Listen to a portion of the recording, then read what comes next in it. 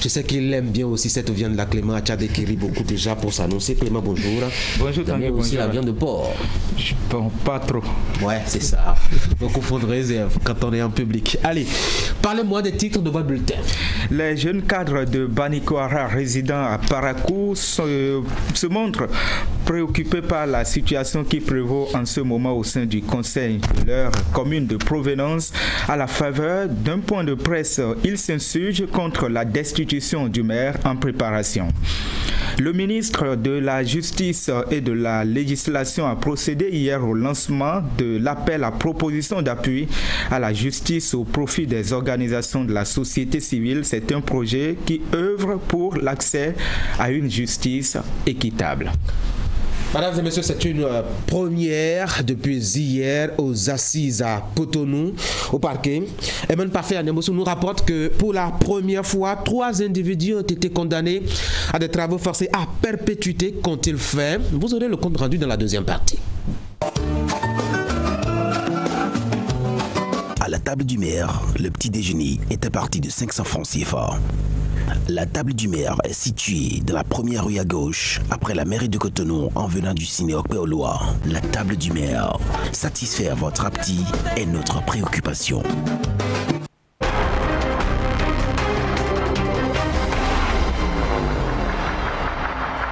Et cette actualité qu'on évoquait hier concernant la décentralisation, Clément Achadé, le maire de Banikwara qui reçoit, quand il est en difficulté, du soutien. Oui, Tanguy, les jeunes cadres de Banikwara résidant à Parakou se montrent préoccupés par la situation qui prévaut au sein du conseil communal. À la faveur d'un point de presse, ils s'insurgent contre la destitution du maire en préparation. Reportage. Que c'est un complot contre Banikou. La gravité du ton et surtout la spontanéité qui ont caractérisé la sortie de ces jeunes cadres est symptomatique de la crise qui s'empare du conseil communal de Banikwara. Visiblement indigné par l'option des 22 conseillers signataires de la motion de déstabilisation de l'exécutif local, ils dénoncent et accusent sans embâche. Le projet de destitution mijoté depuis hier à Banikwara est un projet diabolique contre le développement de la commune. Nous avons dit que le projet est diabolique parce que nous n'avons pas pu comprendre en tant que population ressortissant de Banikwara ce qui motive 3 hommes politiques de la mouvance qui s'associent sur place avec le premier responsable de l'opposition pour préparer une destitution, alors que le maire est de la mouvance. Examinant le fond de la motion des conseillers dissidents, ces jeunes cadres estiment que les raisons avancées manquent d'objectivité et exigent des preuves de cas de mauvaise gestion et même d'abus de pouvoir dont on accable le jeune maire. C'est que nous nous posons des questions.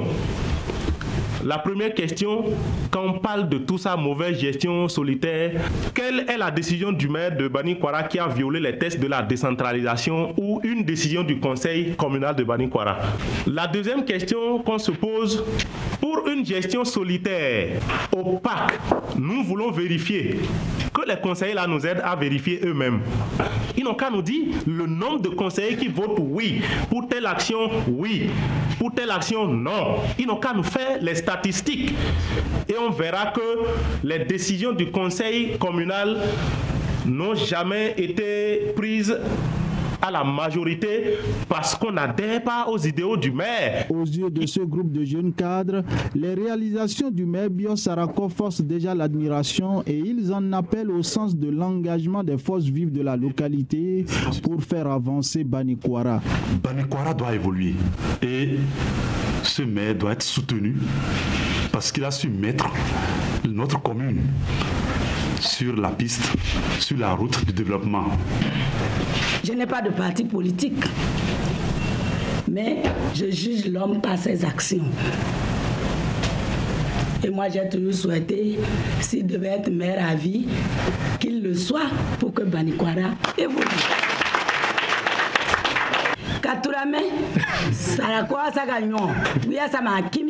Portés par une vision de développement, les conférenciers apprécient la dynamique en marche actuellement à Banikwara et invitent les dissidents à renoncer à ce projet.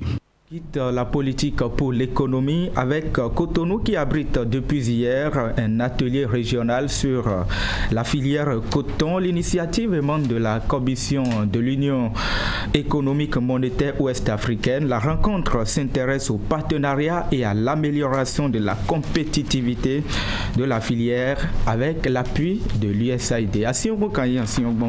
Rachidi Soubero. En 3 jours d'assises, les participants au présent atelier devront parvenir à définir les stratégies pour l'amélioration de la compétitivité de la filière coton à travers les partenariats. Une tâche que s'assignent les représentants du Bénin, du Mali, du Burkina et du Tchad à cet atelier de Cotonou financé par l'USAID et dont les travaux sont lancés le mercredi 8 août. Dans l'espace UEMOA, la filière coton est confrontée aux fortes fluctuations du prix de la fibre, aux variations du taux de change et du dollar et la concurrence de plus en plus accrue des fibres synthétiques. Face à cette situation, il s'avère impérieux de renforcer la collaboration et le partenariat entre les différentes parties prenantes des secteurs publics et privés au niveau local, national et régional afin de traiter les questions et les priorités relatives à la filière coton. Les présentes assises de Cotonou constituent alors une occasion pour mener de profondes réflexions. Ceci au regard des récentes évolutions qu'a connues la filière dans la sous-région et dans le monde. Toutes choses qui vont concourir à faire d'elle un levier encore plus puissant de développement dans les différents pays concernés. Il s'agira, au cours de cette rencontre, d'échanger sur les partenariats ayant contribué à l'amélioration de la compétitivité de la filière coton dans chaque pays, d'identifier des partenariats dynamiques et productifs à établir pour l'amélioration de la compétitivité de la filière. Il s'agit enfin de jeter les bases de mise en place et d'opérationnalisation d'un cadre de concertation regroupant tous les acteurs de la filière.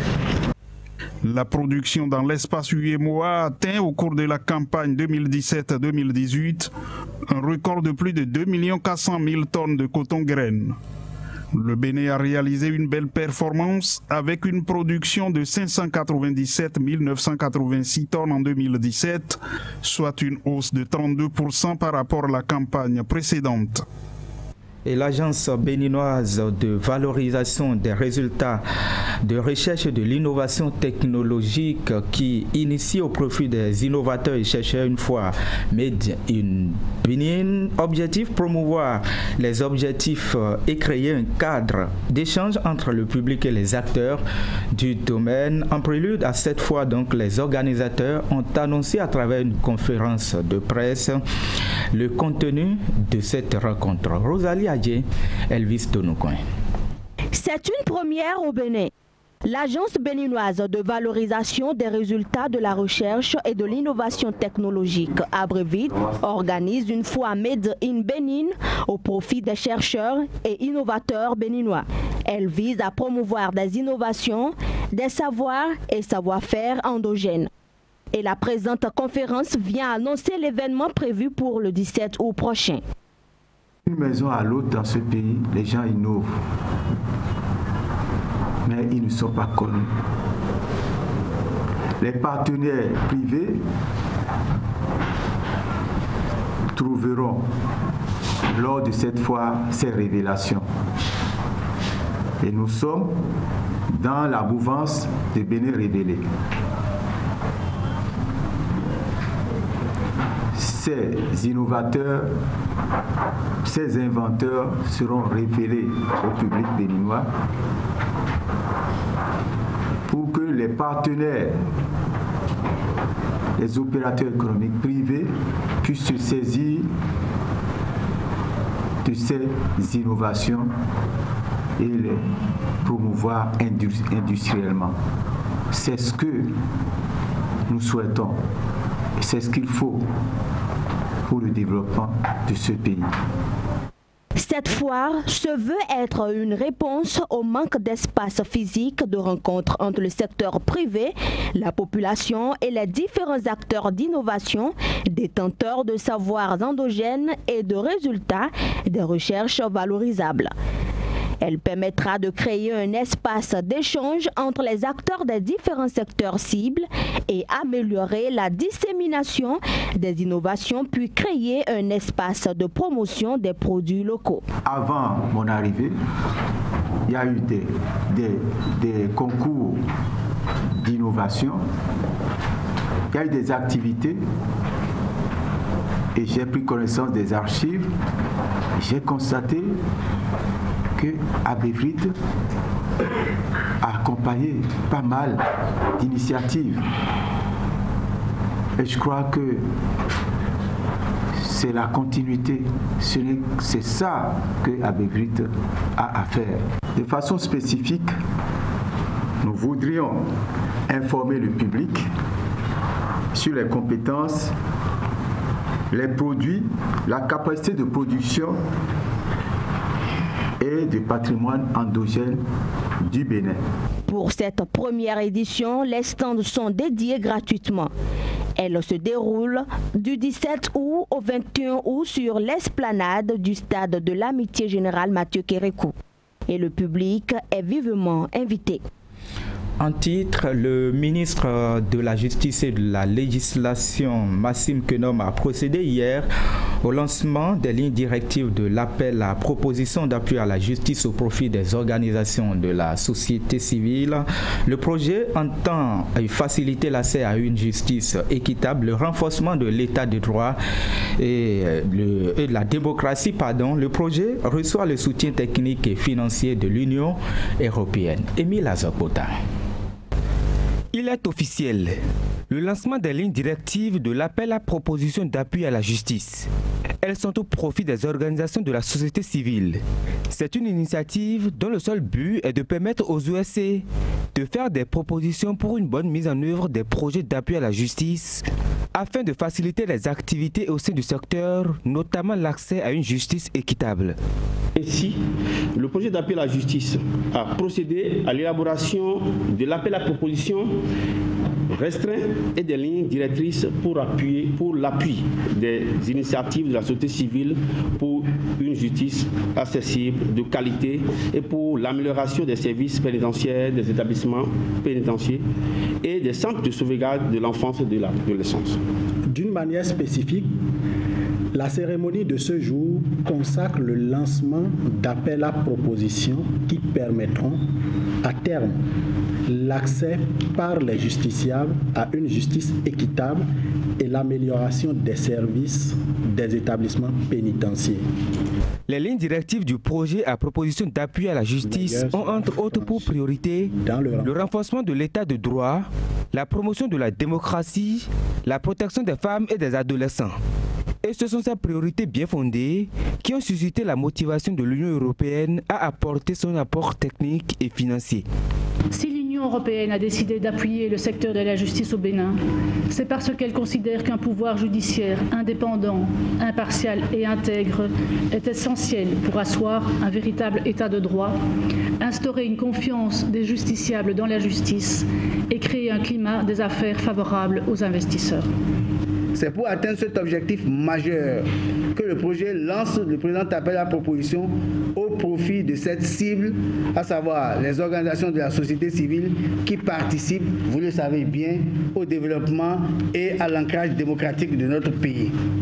À travers cette subvention qu'accorde si généreusement l'Union européenne aux organisations de la société civile et les entités étatiques dotées d'une autonomie financière et de gestion intervenant dans le domaine de la justice et de la protection et de la promotion des droits de l'homme, nous avons l'occasion ici de contribuer à la réalisation des activités du projet d'appui à la justice. Le coût du projet actuel est de 580 957 000.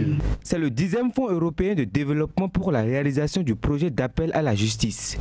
Les conditions à remplir par les OSC sont entre autres être une personne morale sans but lucratif, être établi dans un État membre de l'Union européenne ou en République du Bénin et être une OSC enregistrée depuis 2 ans au moins à la date du lancement de l'appel à proposition.